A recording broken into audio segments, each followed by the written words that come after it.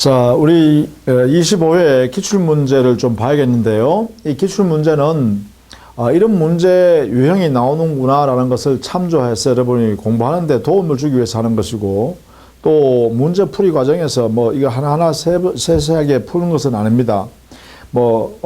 정답을 중심으로 해서 어떤 내용이 있는지, 그리고 그 정답이 왜 이렇게 되는 건지 이런 걸 중심으로 설명해 드리고, 여러분은 수험 준비함에 있어서 그냥 참고로 기출문제를 보는 거예요.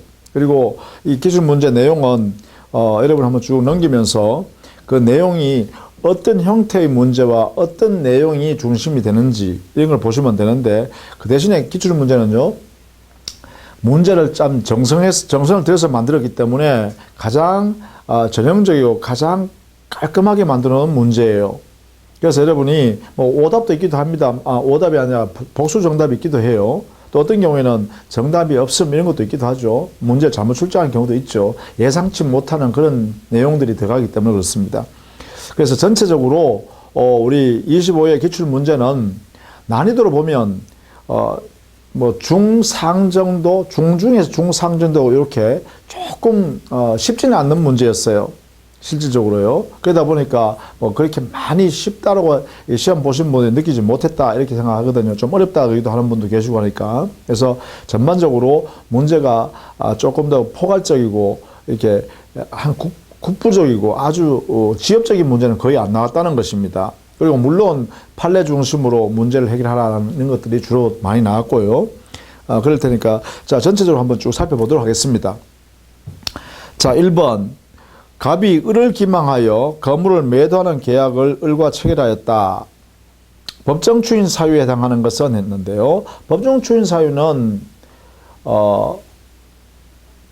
취소 원인이 종료한 이후에 우리 민법에 정해져 있는 법정 추인 사유에 해당되는 사유가 발생하면 원칙적으로 그 취소권을 포기한 것으로 간주하는 제도입니다.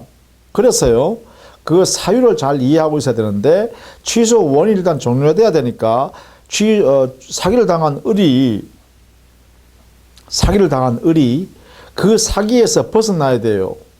벗어난 이후에 드디어 법정 추인 사유가 발생해야겠죠. 그래서 여기 보면 4번에 기망 상태에서 벗어난 을 일어났죠. 이게 바로 법정 추인 사유의 시작점이죠. 그래서 을이 이의 없이 매매 대금을 지급한 경우 이래 됐으니까 취소권자가 스스로 이행을 했기 때문에 바로 법정 추인이다 이렇게 되겠죠. 2번 불공정한 법률행위에 관한 설명으로 틀린 것은, 이 불공정한 법률행위는 사회 질서 위반되는 모습의 예시 규정으로 이렇게 보고 있죠. 104조의 명문으로 되어 있어요. 자, 여기에 틀린 것은 했는데요. 여기는 주관적 요건, 객관적 요건을 다 갖춰야 되죠. 객관적 요건은 급부와 반대급부 사이에 현저한 불균형한 법령이 존재해야 되고, 주관적 요건은 피해자한테는 궁박, 경솔, 무경험 중에 어떤 하나의 사유가 있어야 되죠. 그리고 수익자인 폭리자한테는 그러한 피해자에게 궁박, 경솔, 무경험한 상태가 있다는 사실을 알아서 이용하는 의사가 있어야 되죠. 그래서 이용 의사 또는 악의가 수익자한테 있어야 합니다. 자, 그러면 틀린 것은 했는데요. 2번 한번 보시죠. 불공정한 법률에 관한 규정은 주고받는 관계가 있어야 불공정, 불균형이라는 것을 판단할 수 있잖아요. 그런데 여기에 부담 없는 증여의 경우는, 증여는 뭐예요? 오로지 주는 행위만 있어요. 그러니까 이것은 급부와 반대급부 관계가 존재하지 않으므로 불공정한 거래행위라고 할 여지가 처음부터 없다는 것입니다. 그래서 적용되지 않는다라고 해야 돼요. 이것도 판례이기도 하고요. 자, 3번. 갑이 자신의 부동산을 을에게 매도하였는데 그 사실을 잘 아는 병이 갑의 배임 행위에 적극 가담하여 그 부동산을 매수하여 소유권 등기를 받은 경우에 틀린 것은 했죠. 이것은 사례 문제가 나오면 반드시 여러분은 그림을 그려보셔야 돼요. 이렇게. 갑은 을한테 매도하고 다시 병한테 이렇게 매도하면서 이때 이 사람의 배임 행위에 여기에 병이란 제2매수인이 적극 가담했다 이렇게 했어요. 이렇게 하면 우리는 이 매매계약은 민법 103조 사회질서 위반에 해당되어서 무효가 된다. 이렇게 되죠. 따라서 이 사람은 소유권 등기를 하더라도 소유권 취득할 수 없다. 이렇게 되겠죠. 그죠? 이 원리 이중매매에 관한 법리입니다. 그래서 틀린 것은 보시면 4번에 보시죠. 병으로부터 그 부동산을 전득한 정. 자, 보세요. 이 사람이 소유권 등기를 했다 하더라도 소유권 없는 사람이에요. 왜냐하면 이 매매계약이 사회질서 위반이라서 무효이기 때문에요. 따라서 이 등기부를 믿고 정이라는 사람이 매수했다라고 하더라도 이렇게 이 사람이 설령 선일지라도 소유권 취득할 수가 없다는 거예요. 그 왜냐하면 103조 무효는 절대적 무효죠. 절대적 무효니까 모든 사람에 대해서 무효란 것이에요. 그러면 병한테도 무효일 뿐만 아니라 정에게도 무효란 거예요. 정에도 무효니까 병이 소유권 없는 사람이란 것이 정한테도 고스란히 소유권이 없는 상태로 이루어진다는 것이죠. 따라서 정은 선일지라도 소유권 취득할 수 없고 이 매매계약을 유효라고 주장할 수가 없어요. 자, 그렇게 해결하면 되겠죠. 4번 비진위 표시에 관한 설명으로 틀린 것은 그랬네요. 거기에 보시면 1번에요. 대출 절차상 편의를 위하여 명의를 빌려준 자, 이 사람은요 진위에 의한 의사표시예요. 비진위가 아니라는 것이 판례 태도죠. 대출 절차상 편의를 위해서 내 이름으로 내가 돈을 빌려야겠다라고 그 당사자가 가서 채무자로서 내한테 돈 좀 빌려주세요 하는 거란 말이죠. 그렇기 때문에 이것은 진위에 따른 의사표시이지 비진위 표시가 아니다는 것입니다. 그래서 1번이 틀렸다. 5번 대리에 관한 설명으로 틀린 것은 있는데 1번 보시죠. 대리인이 파산 선고를 받으면 대리권을 소멸하죠. 왜냐하면 대리권의 소멸 원인은 법정 대리권이든 임의 대리권이든 공통적으로 대리권 소멸 사유가 4가지가 있어요. 본인이 사망하거나 첫 번째, 두 번째 대리인이 사망하거나 세 번째 대리인이 성년 후견 개시 심판을 받거나 네 번째 대리인이 파산 선고를 받은 경우 바로 이거죠. 따라서 1번이 틀렸죠. 자, 6번 착오로 인한 의사표시에 관한 설명으로 틀린 것은 이거는 109조를 묻는 것이죠. 109조. 자, 1번 보시죠. 상대방이 착오자의 진위에 동의했다라고 하면 그러면 뭐예요? 착오자의 의사에 따라서 법률 관계를 맺겠다는 것이잖아요. 그러면 이때는 착오 문제가 안 생기죠. 착오 문제가 안 생기니까 취소할 수 없다고 해야겠죠. 따라서 1번이 틀린 거예요.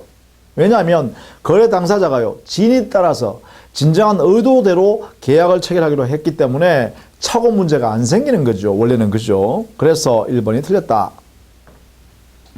7번 반사회적 법률행위로서 무효가 아닌 것은 있는데 반사회적 법률행위는 민법 103조에 있는 사회질서에 위반된 법률행위를 반사회질서행위라 그래요. 여기에 해당되지 않는 것은 있네요. 5번 보시죠. 부동산에 대한 강제집행을 면할 목적으로 부동산에 허위의 근저당을 설정하는 경우 하면 이것은 강제집행을 면할 목적이다 하는 것은 이거는 강제집행 면탈죄로서 공법적 법률 규정 강행법규를 위반한 것이고요. 사회 질서에 반한다고 할 수는 없다는 것입니다. 그리고 허위의 근저당을 설정했다면 이 근저당은 무효인 이유는 통정 허위 표시했기 때문에 민법 108조 때문에 무효가 되는 것이죠. 따라서 5번은 반사회적 법률행위라고 할 수 없다 이런 이야기입니다. 무효는 무효지만 8번 사기 강박의 의사표시에 관한 설명으로 틀린 것은 했죠. 이거는 110조에 관한 문제죠. 2번 보시죠. 대리인의 기망행위로 계약을 체결한 상대방은 자 대리인의 사기행위는 본인의 사기행위와 동일시할 수 있어요. 이게 판례 태도죠. 대리인은 본인과 동일시할 수 있는 사람이기 때문에 대리인이 사기친 것은 본인이 사기친 것과 같다. 따라서 상대방은 언제든지 취소할 수 있다. 이렇게 하는 것이죠. 따라서 2번이 상대방은 본인이 선이냐 악이냐 따질 필요 없이 취소할 수 있다라고 해야 돼요. 그래야 되는데 본인이 선이면 계약을 취소할 수 없다 했으니까 틀렸다. 이래 되겠죠. 자, 9번 대리권 없는 을이 갑의 이름으로 갑의 부동산을 병에게 매도하여 소유권 등기를 이전해 주었다. 그 후에 을이 갑을 단독 상속한 경우에 관한 설명으로 틀린 것은 있네요. 자, 을은 무권 대리인인데 9번 갑의 대리권을 받지도 않고 을이 마치 대리에 있는 것처럼 병하고 이렇게 거래했더라는 거죠. 여기에 있는 갑의 소유 부동산을 마음대로 이렇게 대리권 없는 상태에서 병과 대리 행위를 했다 이런 거죠. 자, 이후에 이렇게 상속받았대요. 을이 갑을 단독 상속받았대요. 단독 상속. 자, 그렇다면 여기에 있는 부동산 소유권도 상속이 될 것이고, 그 다음에 본인은 추인권도 있고 추인 거절권도 있죠. 이것도 상속이 되겠죠. 이렇게 상속이 될 것입니다. 권리가. 근데 문제는 추인권은 문제가 되지 않지만, 추인권 이것은 뭐 행사해도 괜찮습니다. 왜? 이 거래 행위와 모순되지 않으니까. 근데 거절권 행사한다는 것은 무권 대리인 스스로 팔겠다고 한 이 행위와 모순 행위가 되죠. 이렇게. 그래서 신의 측에 반한다라고 할 수 있고, 따라서 이 거절권은 행사할 수 없다라고 해야겠죠. 따라서 병의 소유권을 인정할 수밖에 없다는 것입니다. 거절권 행사할 수 없으니까. 자, 이런 내용이겠죠. 그래서 틀린 것은 4번 보시죠. 을은 무권 대리를 이유로 병에게 그 부동산 점유로 인한 부당이득 반환을 청구할 수 있다가 아니라 병이 정당하게 소유권을 취득하는 것을 허용해야 되고, 따라서 정당하게 소유권을 취득한 병이기 때문에 그 목적물을 사용 수익한 것은 부당이득이 아니에요. 그러니까 을은 부당이득 반환 청구를 할 수도 없고 그 당의 부동산을 반환 청구할 수도 없어요. 이렇게 되겠죠. 자, 10번. 추인하여도 효력이 생기지 않는 무효인 법률행위를 모두 고른 것은 했어요. 여기에는 자, 기억, 불공정한 법률행위. 자, 추인이 안 되는 것을 찾으면 돼요. 10번. 무효행위 추인이 안 되는 것. 추인을 할 수 없는 것. 이것은요, 103조 무효, 즉 사회질서에 반하거나 또는 불공정한 법률행위에서 무효거나 또는 강행법규에 위반되어서 무효인 경우요. 이것은요, 무효 사유가 종료될 수 없기 때문에 이것으로 인하여 무효인 행위는 추인의 대상이 되지 않습니다. 그러면 정답이 나오나요? 기업과 디귿. 디귿, 불법 조건 붙은 법령에는 불법 조건이 뭐냐? 사회 질서에 반하는 조건이기 때문에 역시 103조에 위반되는 것이죠. 그래서 기업은 뭐예요? 104조 불공정한 법령이니까.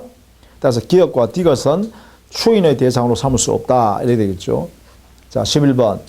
정지조건부 법률행위에 관한 설명으로 틀린 것은 했죠. 정지조건은 조건이 성취되면 효력이 발생하는 내용을 당사자가 의도한 거죠. 자, 이때 4번 보시죠. 조건 성취의 효력은 원칙적으로 그래요. 당의 조건이 성취한 그때부터입니다. 그래서 법령이 성립한 때로 소급하는 것이 아니죠. 그래서 4번이 틀렸습니다. 장래효과 원칙입니다. 그때부터. 12번. 지상권에 관한 설명으로 틀린 것은 있는데 3번 보시죠. 지상권자는 토지 소유자 의사에 반하여 지상권을 타인에게 양도할 수 있답니다.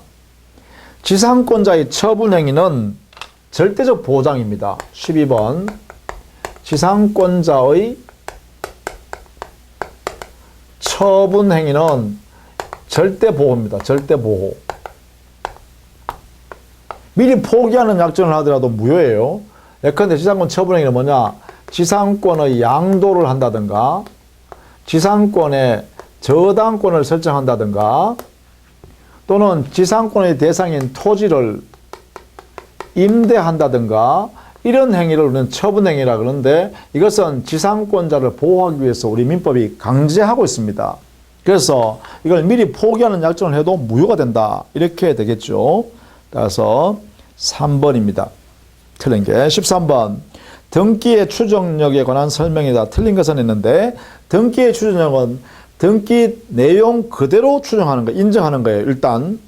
그리고 등기가 존재하게 되면 등기법 절차에 따라서 등기가 갖추어졌다라고 이것도 추정하는 거예요. 그 다음에 등기 내용을 보고 신뢰하고 거래한 사람은 등기 이외의 사항에 대해서는 선임 무과실로 추정하는 거예요. 등기 내용에 대해서는요, 당연히 거래 당사자는 알고 거래하는 것으로 추정하는 거죠. 악의로 추정. 그래서 틀린 것은 5번에 가보시죠. 소유권 이전 청구권을 보존을 위한 가등기, 이 가등기는 등기의 추정력조차도 나오지 않습니다. 즉 가등기는 실체법상 효력이 아무것도 없어요. 그러니까 여기는 추정력이 생기지 않는다라고 해야 됩니다. 자, 그 다음에 14번. 이 14번은요, 문제를 잘못 출제했어요, 사실은. 그래서 정답은 지금 거기에 4번으로 했지만, 이 내용이, 순수하게 조금 제한적으로 해석하면 4번으로 가야 되는데, 이 4번 문제 자체가 포괄적으로, 퍼트려 버렸기 때문에, 이 내용이요, 정답이 여러 개 될 수가 있어요. 그러다 보니까 이걸 전부 정답으로 처리했습니다. 그래서 14번 문제는 좀 다듬어야 되기 때문에, 이 문제는 빼놓는 게 좋을 것 같습니다. 그죠? 생략하십시오. 자, 15번. 등기가 있어야 부동산 물건을 취득하는 경우는 바로 법률 행위를 통해서 거래하는 부동산 물건 변동입니다. 법률 행위를 통해서 부동산 물건을 거래할 때는 등기해야 되죠. 그것이 바로 4번이죠. 현물 분할의 합의가 뭐야? 당사자가 의사 합치하는 거 아니에요. 그러면 당사자 의사 표시에 의해서 이루어지는 행위니까 이것은 부동산 물건에 관하여 합의로 물건 변동이 일어나니까 등기해야 됩니다. 그래서 협의상 분할에 의하여 합의에 의해서 이루어질 때는 등기를 해야 돼요. 그래서 4번이 등기하여야 합니다. 자, 16번. 갑과 을은 X 토지에 관하여 구분 소유적 공유 관계에 있다. 자, 구분 소유적 공유 관계는 뭐냐? 이런 관계를 말하죠. 16번.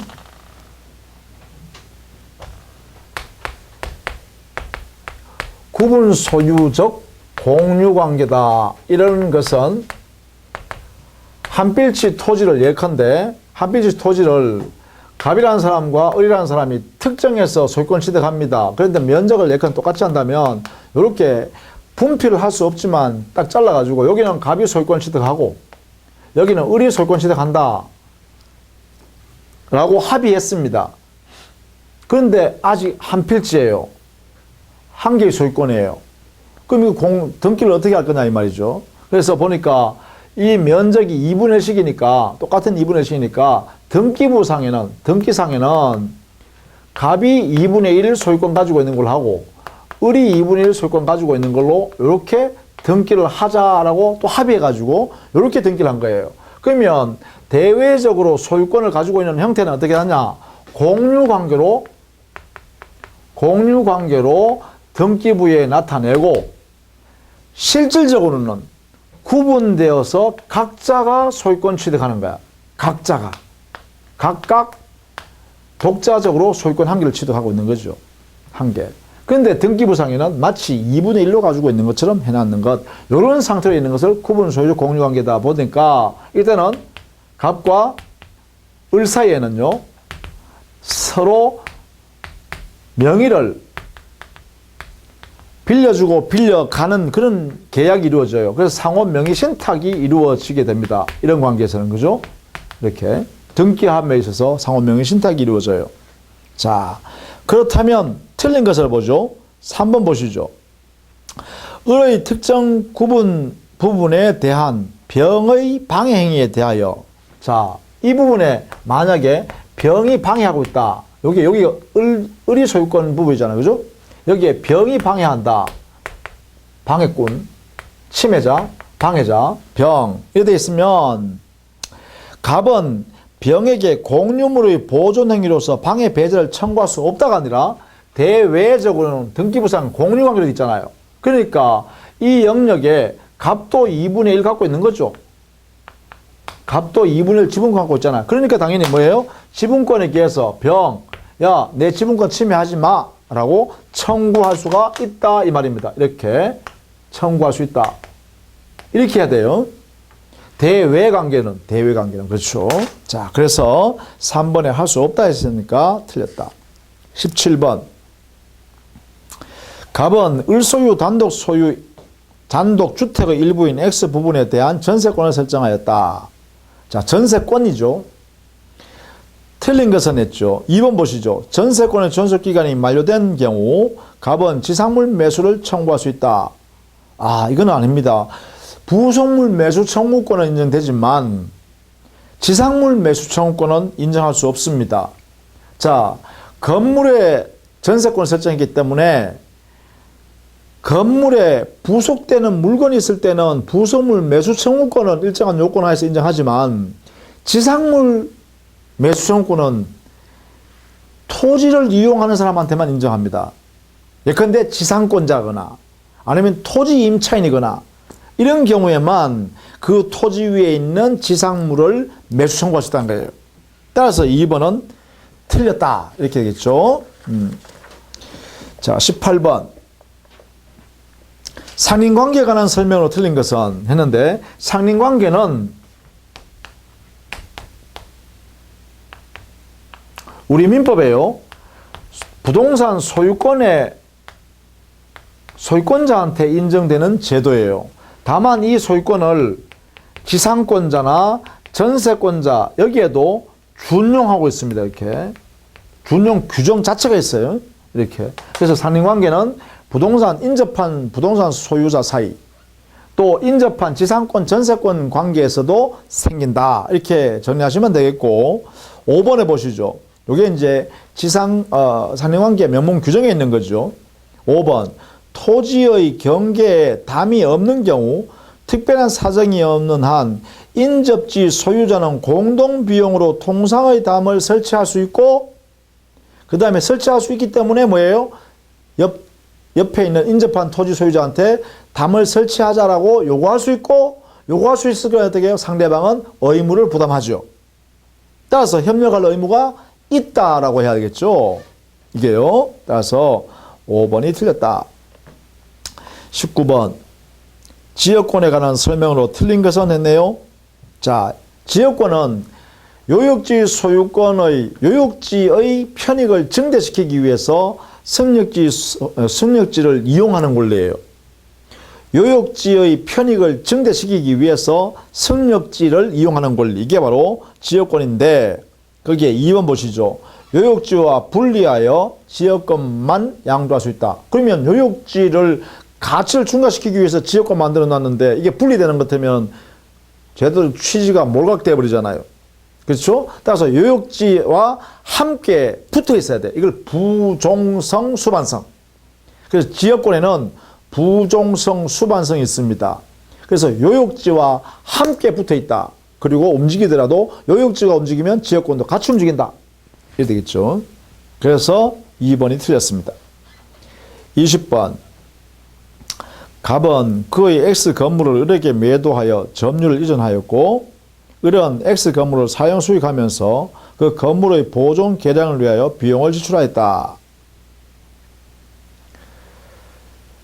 자, 갑과 을의 계약이 무효인 경우에, 그러면 갑과 을 사이는 무효다 그러면 매매계약과 관계도 없고 아무것도 없다는 거 아닙니까? 그러면 단순히 을은 점유자가 되겠죠. 근데 점유자가 당의 목적물을 보존하기 위하여, 개량하기 위하여 비용을 투입했으면 점유자와 회복자의 관계가 되겠네. 19번. 그러면 을은 점유자가 될 것이고, 갑은 자, 매매계약 무효니까 이 사람은 소유자가 되겠죠. 소유자니까 이건 회복자가 되겠습니다. 회복자. 본권자니까 회복자가 되겠죠. 그래서 점유자와 회복자의 관계가 발생합니다. 이렇게. 그러면 점유자와 회복자의 관계 어떻게 되죠? 비용을 투입했잖아. 그죠? 비용을 투입했으면 비용은 점유자는 선악불문하고 이렇게 되죠. 선악불문하고 점유자는 비용을 청구할 수 있다. 비용 상환을 청구할 수 있다. 이렇게 되죠. 자, 그래서 비용 상환 청구권에 관한 문제를 묻고 있다. 이렇게 보시면 되겠죠. 옳은 것은 3번 보시죠. 3번. 가액의 증가가 현존하는 경우에 을은, 점유자 을은 갑에 대하여 유익비 상환을 청구할 수 있다. 그죠? 증가한 그 내용이 증가액이 현존해야 돼요. 그게 유익비 상환 청구권이라. 그죠? 여기에 요 비용 상환 청구권의 비용에는 필요비 상환 청구권도 있고 유익비 상환 청구권도 모두 행사할 수 있다. 이런 이야기죠. 그래서 유익비 상환 청구권을 행사할 때는 증가액이 현존할 때 한하여 행사할 수 있습니다. 그죠? 증가액이 현존하고 있어야 돼요. 유익비 상환 청구는. 그죠? 자, 그 다음에 21번. 2014년 갑은 친구 을과 계약 명의신탁을 약정하였다. 그 사실을 알고 있는 병은 명의수탁자 을과의 매매 계약에 따라 을 명의로 X 토지 소유권을 이전해 주었다. 다음 중 옳은 것은 했네요. 자, 여기에 명의신탁 약정을 갑과 을이 했죠. 그 사실을 알고 있는 병은 명의수탁자 을한테 매매 계약을 체결해 가지고 을 명의로 소유권 이전해 주었네요. 자, 이것은 여러분 그림만 제대로 그릴 수 있으면 충분히 풀 수 있는 거죠. 21번. 자, 보세요. 갑하고 을하고 명의신탁 약정을 했어요. 명의신탁 약정.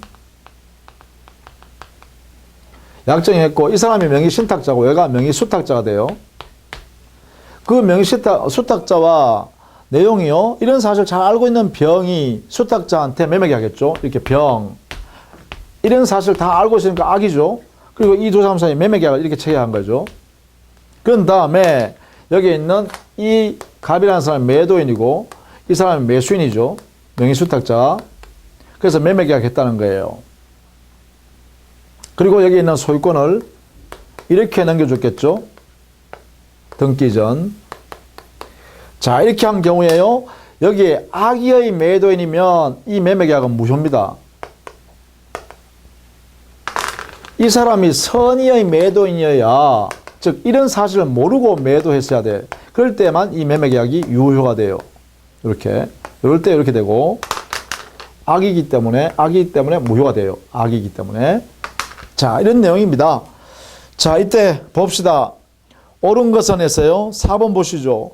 을이 X 토지를 정에게 매도하고 소유권 이전 등기를 해준 경우. 자, 이때는 우리는 명의수탁자가 소유권 취득할 수 없지만 이 명의수탁자가 만약에 병한테, 정인가요? 제3자 정한테 이렇게 처분해버리면 이 사람은 선악 관계없이 무조건 소유권 취득한다. 선이, 악이 관계없이 소유권을 정당하게 취득한다. 이렇게 하고 있어요. 이게 뭐냐? 부동산 실명법상의 제3자 보호예요. 선악 불문하고 소유권 취득한다. 따라서 4번이 옳은 것이네요. 그죠? 선의의 정 해놨네요.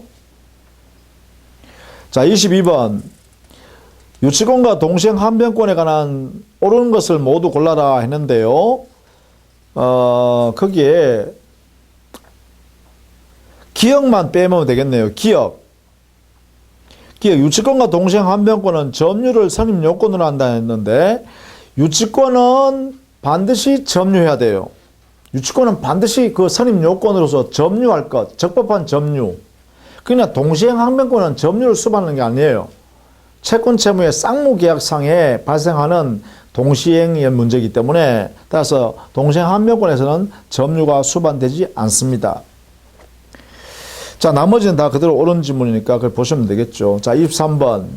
갑은 을의 X 토지에 대하여 가등기 담보권을 취득하였으나 을은 변적의 채무를 이행하지 않고 있다. 그러면 갑은 가등기 담보권자로서 담보권 실행할 수 있겠죠. 틀린 것은 했어요. 그러면 이건 가등기 담보 등에 관한 법률에 따라서 소유권을 귀속하거나, 즉 귀속 청산하거나 아니면 경매를 하면 되겠죠. 갑은 그죠? 자, 그러면 5번 보시죠. 청산기간 전에, 청산기간은 2개월 이상입니다.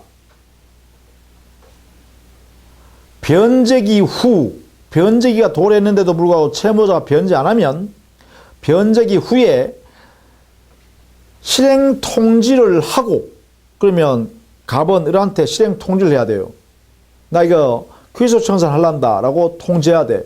통지할 때 청산금을 정해서 청산금 통지해야죠. 그 통지가 도달한 날로부터 2개월이 지나야 됩니다. 그 2개월이 뭐냐? 청산기간이었는데 이 청산기간이 지나가기 전에 을의 다른 채권자의 강제 경매로 제3자가 X토지 소유권을 취득한 경우에도 갑은 가등기에 기한 본등기를 청구할 수 있다. 자, 이때는 뭐예요? 당해 목적 부동산이 가등기 담보권의 대상인 목적 부동산이 경매돼 버리면요, 그 위에 있는 모든 담보 물건은 다 소재주의 때문에 소거돼 버립니다. 소멸돼 버립니다. 그리고 나서 뭐 하죠? 우선 변제 받아갈 수밖에 없어요. 따라서 가등기한 본등기는 실현할 수가 없게 됩니다. 그래서 이때는 우선 변제 받을 수밖에 없다. 이렇게 되겠죠. 자, 그래서 5번이 틀렸네요. 24번. 저당권의 소멸 원인이 아닌 것은 4번 보시죠. 지상권을 목적으로 제3자에게 저당으로 설정된 후 토지 소유자가 그 지상권을 취득한 경우, 이때 만약에 지상권을 소멸한다 그러면 제3자 저당권이 소멸할 운명이 되니까 제3자한테 불이익이 발생하니까 혼동의 예외를 인정해야 되겠다. 그죠? 따라서 그대로 존속합니다. 25번. 갑의 X 건물을 임차한 을은 X 건물을 보존 개량하기 위해 병으로부터 건축 자재를 외상으로 공급받아 수리를 완료하였다. 그 후에 임대차가 종료하였지만 수리를 상환받지 못한 을은 X 건물을 점유하고 있다. 자, 이때 틀린 것은 했죠.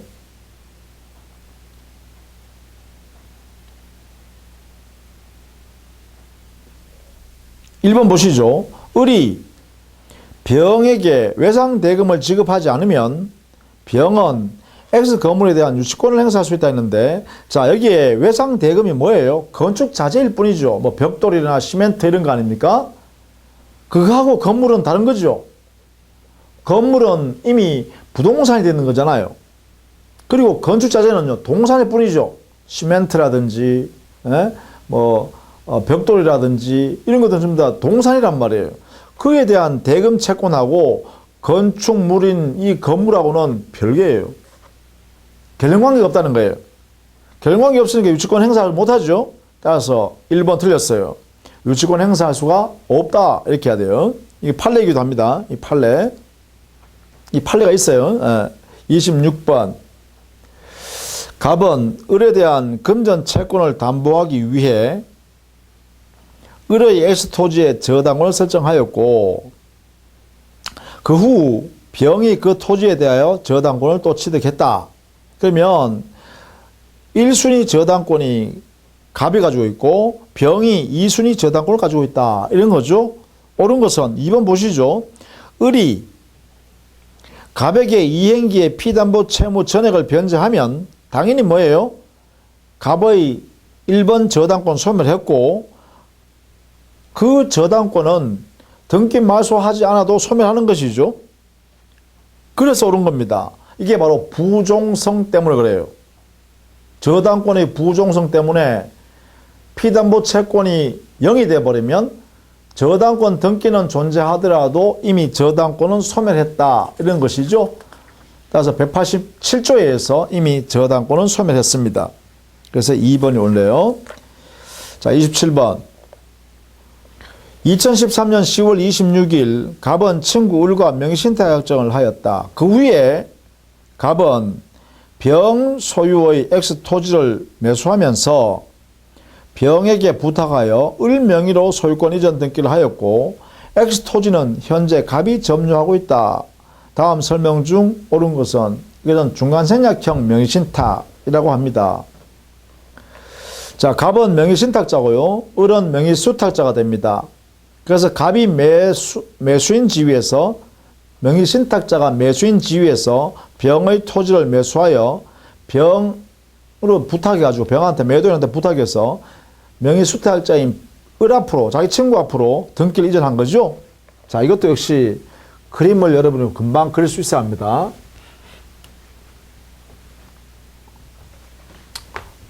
(27번) 갑과 을 사이에 명의신탁 약정을 했죠. 약자, 명의약정 이렇게 하고 명의신탁자, 명의수탁자입니다. 그런데 여기에 병에게 매매계약을 이렇게 체결한 거죠. 부동산 매매계약을. 그런데 이 소유권 등기는 병 매도인, 갑 매수인 돼 있죠. 이렇게 부탁을 해서 병의 등기를 을한테로 소유권 등기를 이렇게 넘겼다. 이런 거죠. 그러면 다음 설명 중 옳은 것은 했어요. 점유는 지금 얘가 X 토지를 이게 점유하고 사용하는 거죠. 점유 중입니다. 자, 이때 옳은 것은 1번 보세요. 을은 갑에게 X토지 반환을 청구할 수 없다. 그렇죠. 을은요, 이 소유권 없는 사람이에요. 왜? 이게 물권 변동이 나잖아요. 소유권 이전에 안 생긴다, 물권 변동.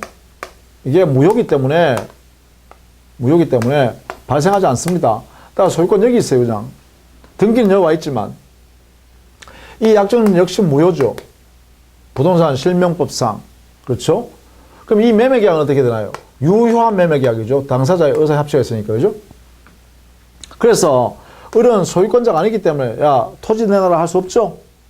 자기 소유물이 아닌데, 그죠? 따라서 을은 소유물 반환 청구할 수 없습니다. 이전 등기 청구할 수도 없고요. 옳다. 28번 갑은 건물 소유 목적으로 을의 토지 X토지를 임차하여 그 위에 Y 건물을 신축한 후에 사용하고 있다. 다음 설명 중 틀린 것은 했는데 5번 보시죠. 자, 갑은 임차인으로서요 Y 건물에 근저당을 설정한 경우에 임대차 기간이 만료되면 갑은 을을 상대로 지상물 매수 청구를 행사할 수 없다 했는데 근저당 설정돼 있어도 토지 임차인은 임대인에 대하여 임대차 기간이 만료되었고 갱신 청구를 했음에도 불구하고 임대인이 거절하면 당해 그 토지 위에 있는 지상물의 매수를 청구할 수 있어요. 이 지상물 매수 청구는 지상권자의 지상물 매수 청구를 그대로 준용하기 때문에 가행 규정이죠. 따라서 5번이 틀렸습니다. 갑은 토지 임차인으로서 을에 대하여 그 Y 건물의 매수 청구를 행사할 수 있다. 이렇게 해야 돼요. 29번 집합 건물의 소유 및 관리에 관한 법률에 관한 설명으로 틀린 것은 1번 보시죠. 집합 건물의 임차인은 관리인이 될 수 없다 했는데 관리인은 누가 되든 제한이 없습니다. 구분 소유자가 관리인이 되든 보통 제3자가 관리인이 되든 그건 묻지 않습니다. 그 대상 사람 자격은 제한이 없습니다. 그래서 1번 관리인이 될 수 없다가 아니라 누구든지 될 수 있다. 제한을 두고 있지 않을까 했습니다. 자, 1번이 틀리네요. 자, 30번. 갑은 채무자 을의 X토지와 제3자 병의 Y토지에 대하여 피담보 채권 5천만 원 1번 공동저당권을 갑은 공동저당권이다. 그죠? 자, 이것도 여러분 그림만 그릴 줄 알면 문제가 어렵지 않습니다. 문제는 상당히 길게 되어 있지만 내용을 이렇게 그려보면 사실은 어려운 문제가 아니죠. 30번. 자, 채무자 을이 있어요. 채무자. 자, 채무자 을의 X토지가 있고, X토지. 그 다음에 제3자 병의 Y토지가 있습니다. Y토지. 여기에 채무자에 대한 채무를 가지고 갑은 여기에도 채무는 여기 있어요. 채무자. 여기에도 저당권. 여기에도 저당권을 설정해 가지고 있다. 1번 저당권, 1번 저당권. 공동저당이죠? 이렇게 되겠죠. 갑은. 이때 피담보 채권 얼마였어요? 5천만 원이었습니다. 5천만 원. 여기도 역시 5천만 원짜리죠. 공동저당이니까 이렇게 되겠죠. 이렇게요. 자, 그런 상태에 있습니다. 그 다음에 정은 X토지의 을에 대한 피담보 채권 2천만 원을 2번 저당권. 자, 여기에 X토지에 정이라는 사람이 2번 저당권. 이것을 2천만 원에 가지고 있네요. 채권액 2천만 원.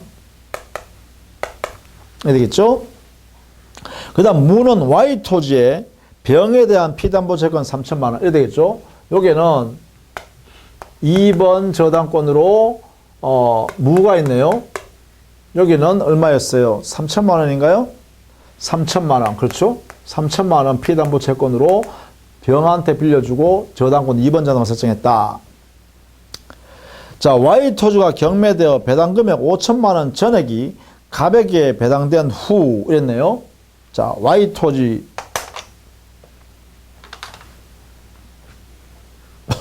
Y토지가 경매됐어요. Y토지가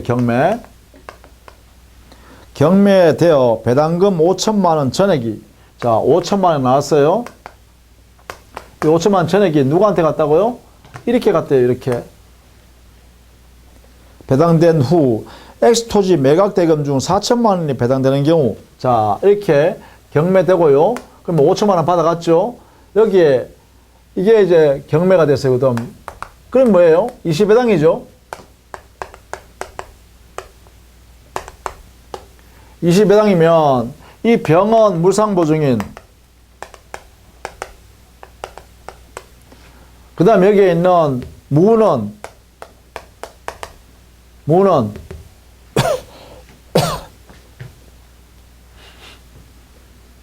할까요?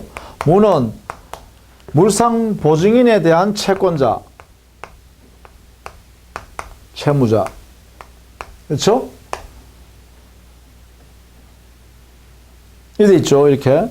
자, 이런 경우에 자, 4천만 원이 지금 여기 나왔답니다. 4천만 원. 자, 무가 X토지 매각 대금에 배당받을 수 있는 금액은 했죠. 자, 이때는요, 여기에 있는 정과 병 사이에 후순위 담보권자보다는 병이 우선하죠. 물상보증인 우위설에 근거해서 병이 정보다 우선한다. 정, 후순위 담보권자. 이렇게 되겠죠. 따라서 이게 병이 우선하니까 병이 자기 5천만 원 돈 받을 권리를 가지고 이렇게 먼저 들어간다 이 말이에요. 이게. 그래 되겠죠. 그러면 4천만 원 중에 5천만 원 내가 가져가야 되겠는데, 근데 5천만 원 중에 채권자 무가 뭐예요? 3천만 원 내가 행사할게 할 수 있겠죠. 이렇게. 이게 되겠죠. 이렇게. 그래서 무는 자기 채권 3천만 원을 다 받을 수 있다. 이래 돼요. 이렇게요. 따라서 3천만 원을 무는 여기 있는 정보다 먼저 받아갑니다. 무가. 자, 그래서 답은 4번입니다. 31번. 2014년 1월 갑은 선순위 권리자가 없는 을의 X 상가 건물을 보증금 1억 원, 월 차임 40만 원에 임차하여 대항 요건을 갖추고 확정일자를 모두 갖추었다. 했네요. 자, 틀린 것은 했는데 3번 보시죠. 갑이 보증금 반환 청구 소송의 확정 판결에 따라 X 건물에 대한 경매를 신청하는 경우에 갑의 건물 명도 의무 이행은 집행 개시 요건이다. 아니죠. 요게 이제 상가 건물 임대차 보호법에 강제 집행, 당해 상가를 경매하기 위해서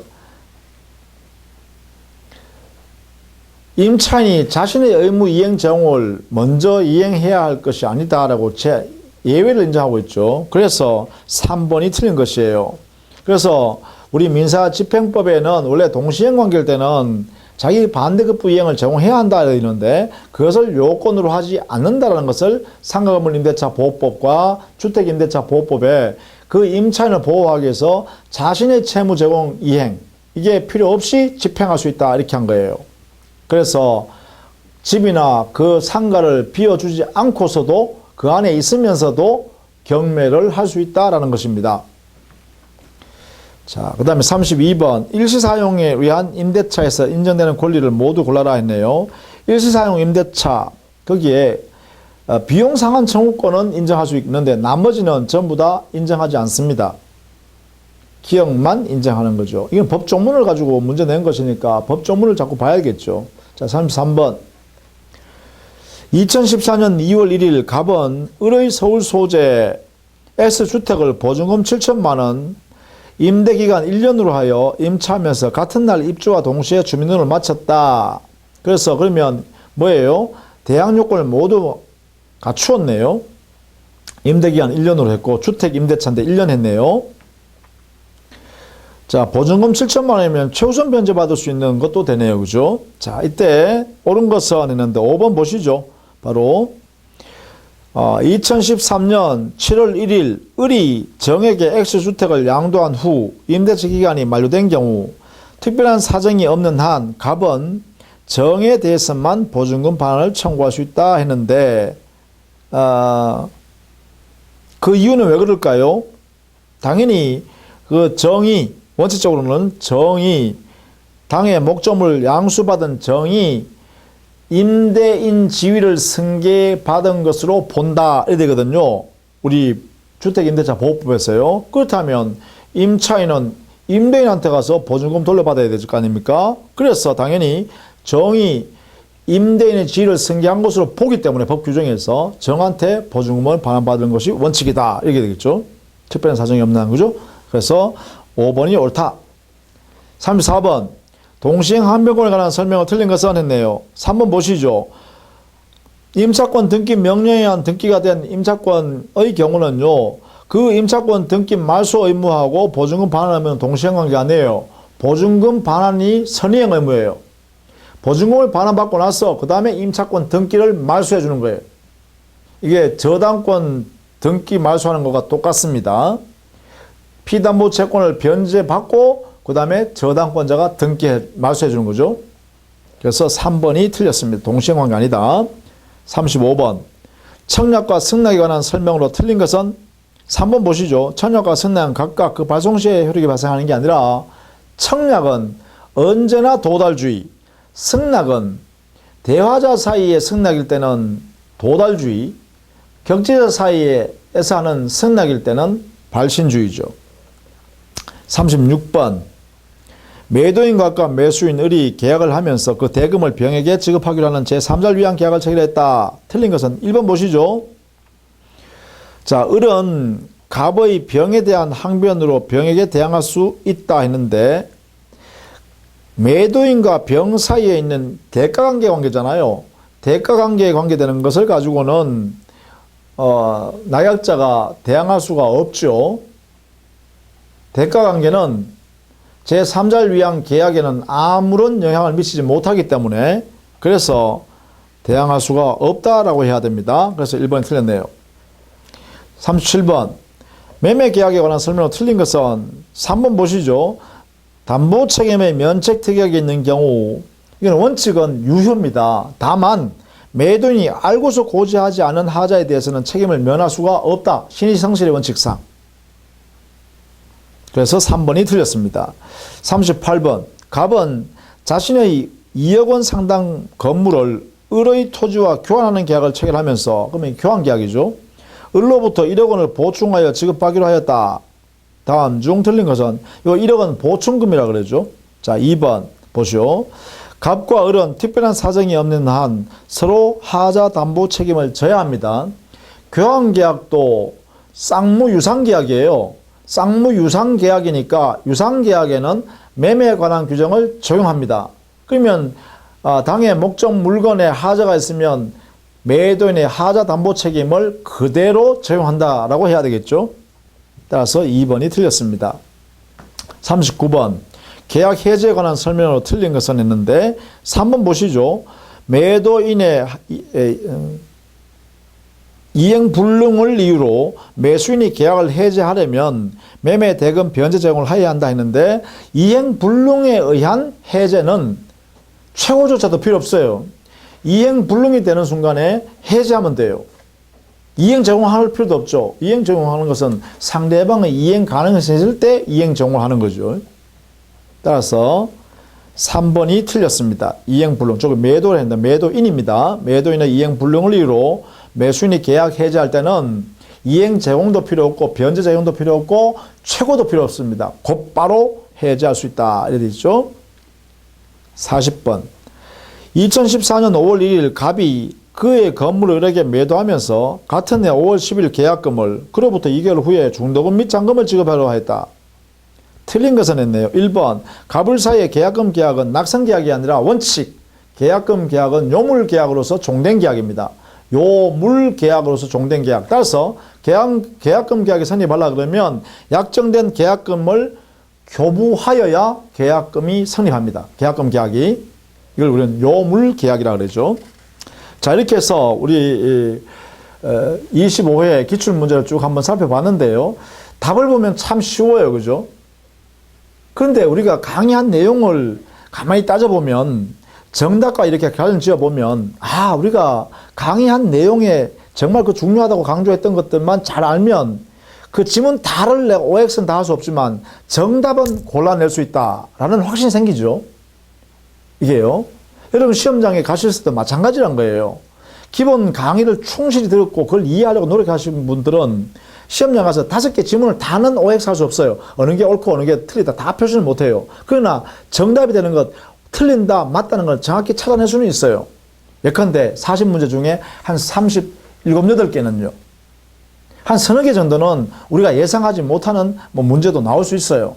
그러나 기본적으로 최소한 우리 기본 강의를 튼튼하게 공부하신 분이라면 지문 전체를 다 OX는 할 수 없지만 그 중에 정답이 될 수 있는 것은 가려낼 수 있는 능력은 만들어진다는 것입니다. 그러니까 여러분이 기본 강의를 충실히 들어주시고 또 문제풀이 과정도 들으면서 아 이렇게 푸는구나, 이렇게 내용을 설명해서 적용하는구나, 이런 것을 여러분이 느끼면서 공부를 하시는 거예요. 그리고 항상 강조했죠. 기본서를 옆에 두시고 문제를 대하라.